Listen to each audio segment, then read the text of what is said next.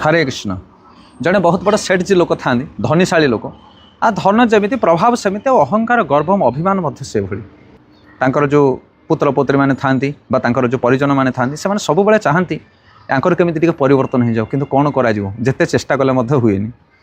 तो दिने से जड़े साधु पाखे जाके पहुँचले कहले महात्मा देखंतु आम पितांकर अवस्था एभलिया से एते बड़ सेठ एते धनी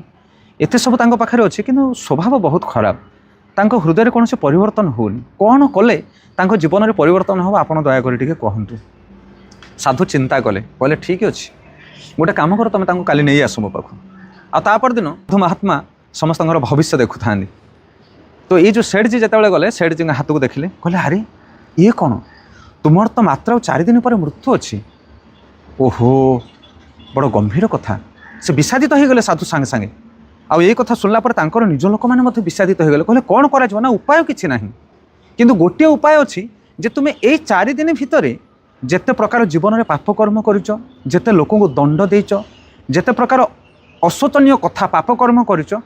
तापाई टिके प्रायश्चित करनी ता फल तुम मृत्युटा कम से कम सठिक भाव में हो पार कि मरवाटा सुनिश्चित मृत्यु ध्रुव सत्य यही कथा सुनला पर धनी व्यक्ति चिंतित हो पड़ा कारण सब प्रवचन को सी यही कान पूरे से कान बाहर कर दूला सब उपदेश को सी अणदेखा करूला कि मृत्यु खबर जो आसला सी सीरीयस हो पड़ा सांगे सांगे गंभीर हो पड़ा आपको खाଇବା पीवा भल लगे तापर ता हृदय गोटे अपूर्व परिवर्तन आसला जहाँ को से कष्ट देता जीवन काल भितर से समस्त विषय चिंता कला आ जहाँठू कौन से प्रकार असत उपाय धन नहीं आसीला मिछ खर्च कहीकि पुणी धन फेरे देवाई चेष्टा कला 4 दिन भितर सी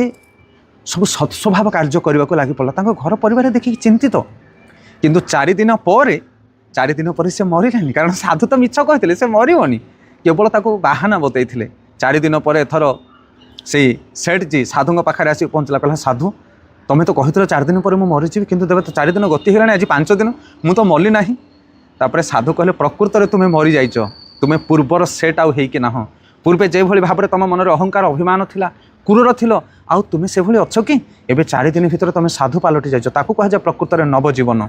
से तुम पुनर्जन्म होइछि आउ तुम्हें शुद्ध हो जाइछ सेथिपाई एई भली भावना रे जदि तुम तुम जीवन को अतिबाहित करिवो ताहले गोटे नुआ जन्म तुम प्राप्त हो तुम जीवन प्रकृत आनंद रे भरी जीव कुह तो देखी एई 4 दिन जीवन तुमको केमती लागिला आउ पूर्व तुम 40-50 वर्षर दिन कोटा भल थिला तुम पाई सतरे यही 4 दिन जीवन मो हृदय को अपूर्व आनंद देछि मु भावुची जमिति 4 दिन नुह मु 4 दिन में 40 वर्ष जीवन को अतिबाहित करि पारिछि। धन्यवाद साधु महात्मा से दिन ठारू सेठ जी परिवर्तन आसीथिला। हरि बोल।